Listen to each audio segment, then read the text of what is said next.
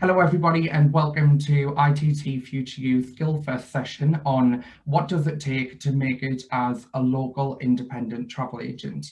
Today I'm joined by some of the Advantage Travel Partnership members who I'm going to ask to introduce themselves in a moment, and we're going to be covering off the top skills and advice that these business owners believe it takes to make it in their local independent agency. So to kickstart us, Siobhan, do you want to introduce yourself first? Hi there, my name's Shevaun Joy from Destination. We are an independent travel agent in Silsden, which is West Yorkshire. We set up in business 11 years ago with my business partner Lisa Mandich.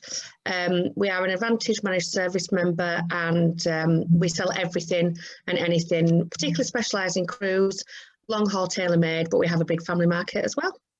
Fantastic, thank you. And Sharon, over to you. So my name's Sharon May. I've been in the travel industry for 35 years. Don't know where those years have gone at all.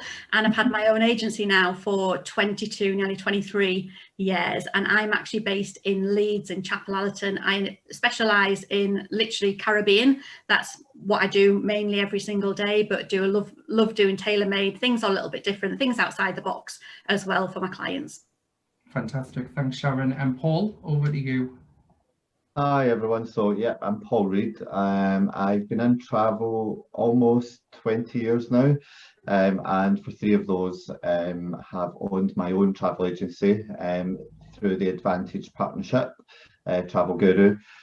So yeah, we specialise in luxury and tailor-made long haul holidays, so but we do everything in between. But yeah. So basically there's rule number 1, learn to be master of all trades in essence, because you can't just be specialist or right the way through to family or high end. You kind of have to get down and dirty with absolutely every single type of product, pretty much. Absolutely, yeah.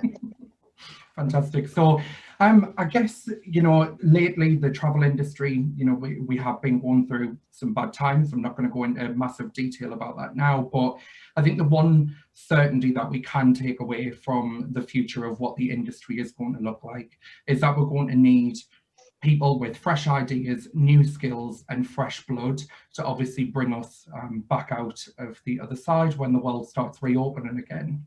So keeping with that kind of theme in mind, there's always the basics that we're going to need in the background and not just kind of, you know, new digital skills, etc.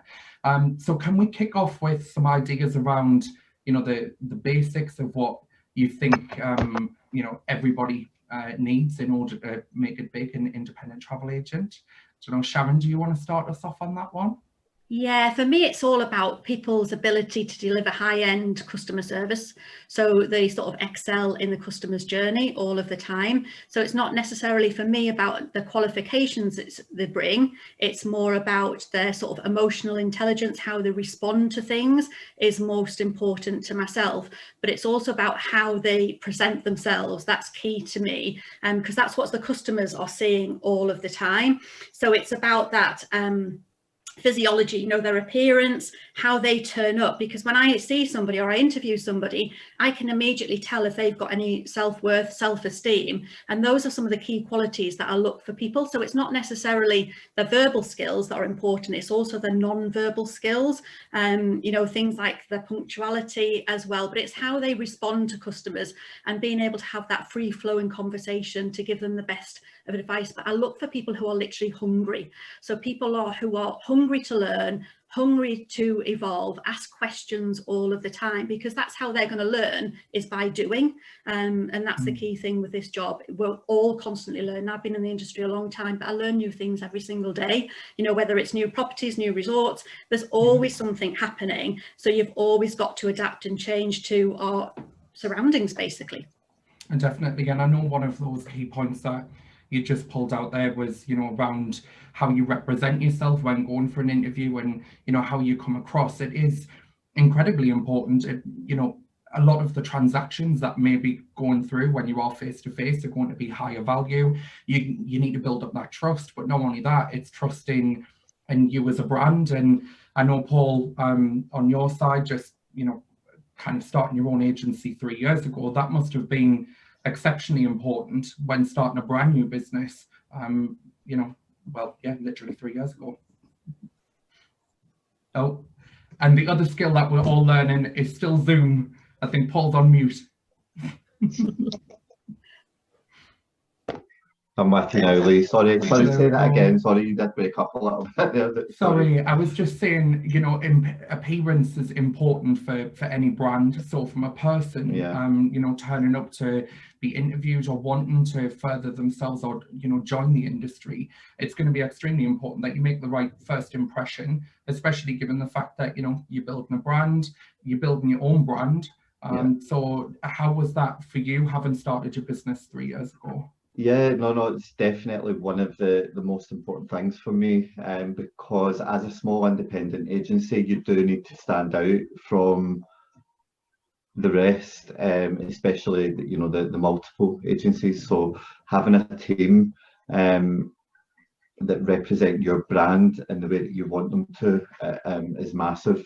And just going back to what Sharon said, a massive thing for me, you know, when I've got a prospective employee, is definitely the behaviours when they, you know, when they come for an interview, or yeah, so it's huge. Fantastic. And I remember when I was first looking for my role in travel, and I really wanted to go down the apprenticeship route, and I'm always shouting about apprenticeships, it's just in my blood. But I remember popping into local travel agencies. I was picking up brochures, going home, categorizing resorts by family, good for couples, and doing all of that extra work. So I'd be interested to know, Shevaun, on your side, have you ever had somebody kind of come into your branch and do that, or then maybe turn up at an interview and come that well prepared? Yeah, I mean, it's funny because we have an apprentice in the business at the moment, Lucy. She'd been with us, well, she's been with us 12 months, and it's been a funny 12 months, but Lucy came to us and she showed great maturity. And even though she was fresh out of school, she just seemed to, like Sharon said, have the hunger for it. She was interested, she'd done her research. She didn't have a mum coming in and holding her hand, which we've had before. It's all about the maturity thing for us as well. And Lucy's just picked up everything. And at that age, you're like a sponge, you soak up everything. I mean, she's been trying to come in whilst we've been closed and do voluntary work. And she's just, and can I deliver leaflets? Is there anything I can do? And that's a real team player. So for us, it's being part of the team. It's being able to take criticism. And for me, it's about personality. It's about somebody that, it's easy to knock somebody down than draw them out. We're all big characters in travel, and so apprenticeships have always worked quite well. Yes, it's not always the thing to go with, and it's not because it's an apprentice, it could just be the wrong person for the job. But until you get them in there, looking at things, getting their hands dirty, getting on with things. I mean, I dress the window, I clean the bathroom, we all do things like that. We're all a team, very much so, and I think that's what makes it work. Fantastic. And I know you've all touched on teamwork and, you know, what it takes in order to make a brand, especially in the local community. But Sharon, I know you had particularly mentioned about elevating that customer service level. Now, all of the, you know, the basic skills that you need, or transferable skills to do, you know, any role, good customer service, polite telephone manner, etc., you know, good spelling and grammar and emails and whatnot, that can only take you so far. So what really pushes a person from delivering good customer service to exceptional customer service? I think for me, it's all about them understanding the customer, and that every single customer is unique, and that they're representing the brand. So it's like watching people, you know, so I always say, you know, watch me and see how I'm interacting with customers, and you'll pick up so many skills as we go along the process. And it's helping people, isn't it? You know, it's sort of giving people a free rein, but you're always there at the side of them. And it's saying, you know, how can we make this experience better? So we've always got to be thinking to ourselves is to know, how can we improve on what we're doing every single day? What can we give to this customer which is a little bit different? Maybe it's, you know, like at the moment we've got a lot of older customers on their own. I'll just pick up the phone and ring them and just, you know, have a quick chat to them, and just say to them how are they doing, and just keep checking in with people, because people will always remember how you make them feel. So I think for me it's just key, and making that all of my customers feel extra special, because if I look after my customers, they're going to spread the word to other people, and I'm going to get repeat business without necessarily paying for advertising. So all of my business has been done really by word of mouth referrals, which is just fantastic. Yeah, I mean, it's a brilliant position to be in, especially because you're integrating yourself further into your local community. And again, that's one of the beauties of being an independent, is that you're not necessarily looking at it from, a passenger as a number. That passenger's a person sat behind, on the other side of the desk from you, and you're just trying to make the best informed decision, whether that be around, kind of their health and well-being when traveling, or whether it be around, the product that you're choosing. And this is kind of an open question to everybody, but I remember that when I'd first started in travel, we used to use mood boards in order to try and help profile what a customer would be looking for by writing down all of their needs and, ticking it off the list when you found the correct property. Does anybody have any kind of either use for them still, or have you now moved on to something that you look at and use instead of kind of a mood board for a customer? We don't have a mood board as such, but we got into the habit of, in the client notes, writing 3 things that were interesting to them. So when they come back in and rebook something, it might be, do you still follow the cricket, and things like that. Just 3 things about a customer and it makes you remember them. And the way that the clients react to that, they are so impressed when you remember something. And I think as we do the job longer and longer, your memory gets better, so you can store much more information. But for new members of staff, and also not knowing whether, shall I reserve that customer that's coming for the car parking because I did their holiday? Well, yes, because that's your customer journey with them. So that's really important that they keep that, thing with the client. And also we just used to write 3 words down. It didn't have to be anything massive. And the clients really responded well to that. So it helps you to kind of make sure that you tack on, and it's delivering the exceptional customer service by it's your rapport with them, isn't it? Yeah. Well, you're looking after their needs as well. So you already knew, and one of the examples that you gave there was car parking. Yeah. So you knew that they'd looked for car parking in the past, or that it was important to them. Yeah. So it prompts you. But not only that, let's face it, it's an extra sale as well. So it has benefits in other ways. Yeah, it's the whole customer journey, from looking after them from when they come in the shop, when they get back home, isn't it? And it's making sure that you give them the tools that they need to have the best holiday possible, whilst, making sure that you make as many sales as you can. But it's everything in one place. And they might only be small sales, but they definitely add up. Yeah, and I think like Siobhan's saying there, it's just all the key touch points that you can make to that client's journey. So it is, ringing them when they come home. How was your holiday? Yeah. What did you like about your resort? What did you like about the hotel? Would you go again?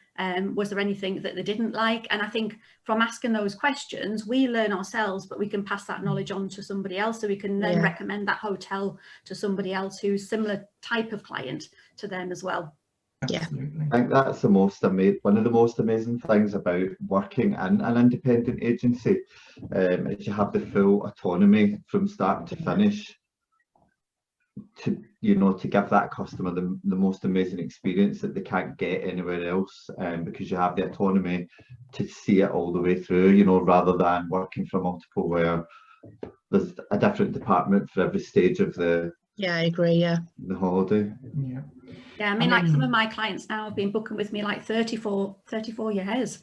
So it's quite scary. And then I remember, like Shevaun said, the longer you've been in it, the more things that you remember. Like a client today just commented on a post that I put out on social media today, and I said, I remember booking in that hotel. I think it was about 6 or 7 years ago. And then she started thinking about it, and she said, actually, it was 8 years ago. But it's little things like that that just makes that customer think, actually, Sharon's listening to me. She understands me. She knows what I want. And she knows that I like that type of property, so she'll sell me next time to something else that's quite similar standard as well. Yeah, I'm completely with you. So I guess that it elevates the customer service experience. It enables you to then start and cascade reviews and good product with other customers as well, which is never a bad thing, because you know there's a reason why a customer's coming into a local independent agent in the first place, and it's for that impartial, knowledgeable advice, isn't it? I just want to touch on, I think it was something that Shevaun, I think you'd mentioned, or it might have been Sharon, apologies, around the customer support, especially when it came to safety. You know, over the past year, we've kind of seen, well, a horrendous virus, which has not only stopped travel, but it's something now that we're going to have to think about moving forward. So yeah. I just want to understand, you know, the role that FCO or FCD or advice plays in the, you know, the journey, and how that in the future you think is going to impact destinations that you provide to customers. For me, it's just like paramount importance that we fully understand what the changes are in the government legislation, which destinations are okay to travel to, what documentation the clients may need before the travel or after the travel, and passing that information on immediately as soon as we receive that from the relevant department. So I think it's just for us to be up to speed with all of the changes, which are literally constant at the moment, and passing that knowledge on. So, you know, it's like having spreadsheets galore, so we can fully understand what customers are traveling at what times, so we can just pass that information on to them. Yeah, absolutely. So I think, you know, having covered off now the soft skills, which everybody's going to need, you've got destination knowledge in there, an ever-changing landscape, which is constantly, you know, happening around us, and we're having to adapt to it when you work in travel. So I think, you know, the bounce back factor within a person, as well as, you know, the confidence to get up there and make relationships with customers, along with everything else that you have to keep on top of, you know, whether that be back office systems, all of the FCO advice, keeping customers safe when traveling, starts to build up a pretty different picture to what I believe you know, a lot of people, especially who aren't in the industry, would think was the job role of an independent travel agent. So I think it's safe to say that you've kind of got to be an all-rounder as well as an expert in many different fields. Do you agree with that? Yeah, definitely. I think that's when it comes back to the behaviours that you're looking for when you're taking on team members, because your behaviours are a lot more to do with how you're going to be able to deal with these situations, as opposed to, you know, you're able to say, well, you know, a couple of weeks on holiday, everything else you can train, but those behaviours to deal with all those situations, especially now, you know, is what's important and what's going to take you forward. And I think now when we get, sorry Paul, when we get a new inquiry now, the first place we go, isn't it, is entry requirements for that country. Clients like, what about Seychelles, what about Maldives? Well, hang on, let me just check the FCDO, because that is our first go-to place now. And almost for your existing staff, it's a full retraining programme, isn't it? Look at from start to finish, like we've said, from home back to home, what you are going to need to complete that journey. And it is a complicated industry to be in, and you know, and it is a special type of person that can handle it, because yes, you are selling a dream, and it's a fantastic thing to sell. But you know, you've got to look after people, and if it does go wrong, which isn't always our fault, hardly ever is our fault, you've got to be able to handle that well. And like I always say, people just buy from people, and you've got to be that type of person along the way. That's very true. So I'd, you know, like to thank you all for sharing your knowledge on everything that's came out today. But before we kind of finish off today's call, I wanted just one tip from each of you that you would say was, you know, the biggest deal for you, for somebody who was looking to start and work in the industry, or looking to transition to work to start and work in an independent travel agent. So if I fire around the screen, I get that it's going to be very difficult to pull each one of the top tips apart. Let's face it, they're all vitally important, but let's go for it and see what we find. So Shevaun, from you. For me, it's like I've said, people buy from people. It's very much people's job. To be able to sell is a skill, and not everyone can do it. So for me, it's putting yourself across that you can sell. So you're selling yourself to me in that interview. If you can do that, we can do the rest. Yeah, fantastic. And Sharon? Yeah, 100% agree with Shevaun. It's about how they come across in the industry, but how they come across in their own life as well. So like for me, I look at the social media pages. You know, how do they present themselves to the wider world? Because if they present that way to the wider world, they're going to present themselves like that to my customers as well. But my most important tip is just be excited about the industry, because it's such a wonderful career to have, and there's so many different paths that you can take that once you're inside, but it's just being hungry, wanting to learn every single day, because things are constantly changing. As I mentioned earlier, I'm always learning new things, so you'll never ever get bored in the travel industry. It is an exciting place to be. Very true. And Paul? Yeah, so for me, I think I just want my team, anyone who joins my team, to be engaged in the team and the customer. Like Sharon said as well, just have a desire and passion for travel, but also I want my team to give our customers an unforgettable customer journey, and get them excited about wherever they're traveling to in the world. Yeah, fantastic. No matter where that may be. It crosses sales, service, marketing in parts of that as well. So it takes to, you know, have knowledge in all of those areas, doesn't it? But I think the one thing that we do know is, because you are constantly learning on the job in travel, that you don't expect somebody to walk through the door with all of those finished qualities either. It's just the spark is the thing that I've just picked up from the three of you. It's the tenacity, the spark, the desire to want to work in travel that really is going to set, you know, a candidate trying to, you know, look for a role in the industry, apart from just somebody who's dropping in a CV and doesn't really seem all that engaged. So it seems like that's the main key point to take away from it.